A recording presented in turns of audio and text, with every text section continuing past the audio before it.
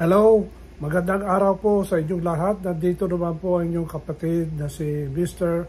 Jovenal Narcisse. Alam niyo, matagal akong nawala sa aking YouTube channel dahil nagbiyahe po ako sa aking hometown, aking probinsya sa Ilocos Norte. At ako po ay Tagalawag City. Dahil noong nakaraang linggo, birthday ko po. 72nd birthday ko at doon ako sa Lawag City nag-celebrate ng aking 72nd birthday celebration. At ito naman ay naging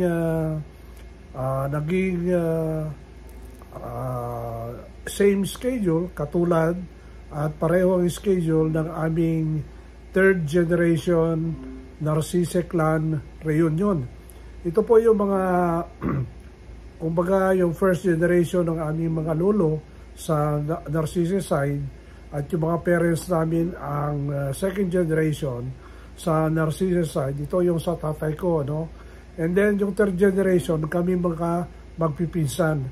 At nagkaroon ng reunion nga at ito ay dapat nangyari noong 2020. Pero dahil sa COVID-19 pandemic, ito po ay hindi natuloy. At itong 2024 ay sa awa ng Diyos, natuloy po ang pagsalo-salo at pagkita-kita at na-realize po ang aming Narcisse Clan Third Cousin Reunion for 2024. Na-delay ng kaunti, at least natuloy.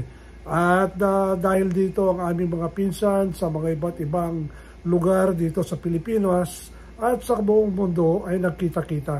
At ito naman ay ginawa na ring selebrasyon ng aking 72nd birthday sa aking beach area na ito ay aking pag-aari doon po sa Pasukin, Ilocos Norte. At masaya naman po yung nangyari at nandun kami. Maganda yung aming samahan at nagkita-kita kami at nagkaroon kami ng una, misa at meron din kaming pamangkin. Ito po yung fourth generation naman, anak ng aking kapatid na isang pare at meron siyang simbahan sa may Alcala, Cagayan at dumating siya para siya mag-officiate ng aming selebrasyon. At nagkaroon kami ng isang magandang misa bago kami nagkaroon ng isang programa.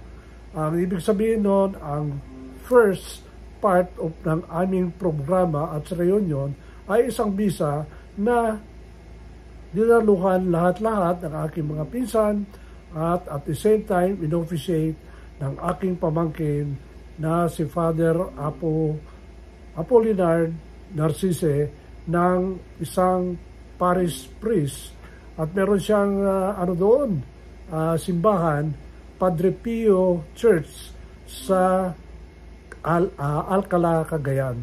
At nagkaroon ng magandang misa, pag-aalay at pagpapasalamat na kami ay nakarating doon buo at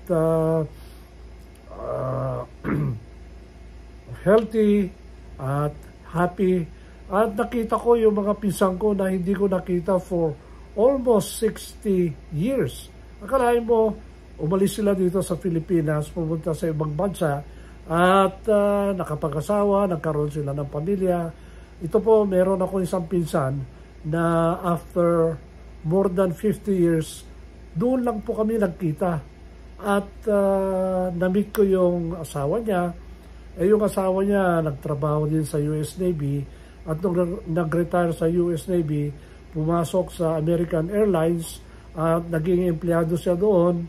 At ayun, nagbibiyahe din sila sa iba't ibang bansa at meron silang anak na isang babae. But anyway, marami din yung mga galing sa New York, galing sa California, galing sa ibang bansa at mga iba't ibang probinsya dito sa Pilipinas. Malaki po yung pamilya ng Narcisse na nandito sa Pilipinas at karamihan sa kanila ay mga professionals.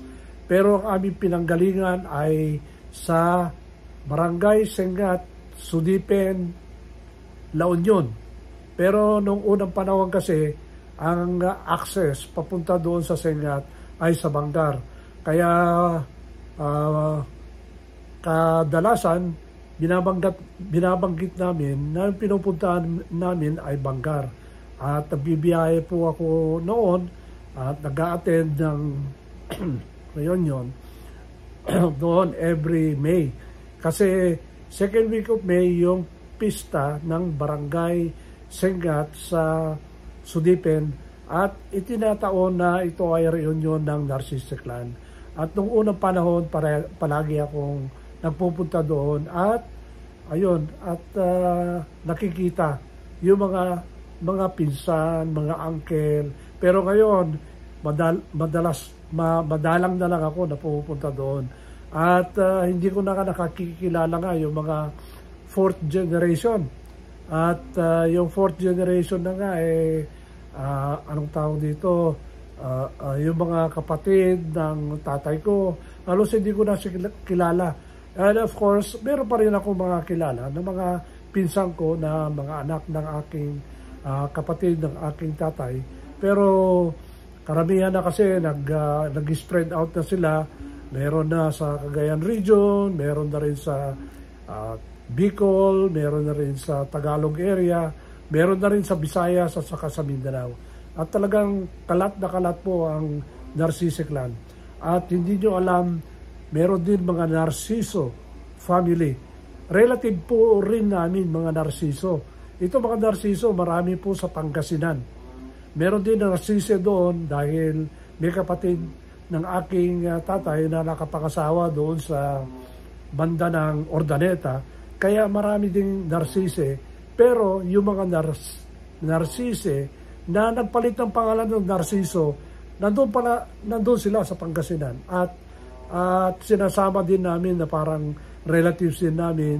Pero of course, pag mayroon kami mga reunion ng Narcisse, hindi na sila naiimbitahan dahil iba na yung pangalan nila. But of course, ito yung mga distant relative namin ng Narcisse side.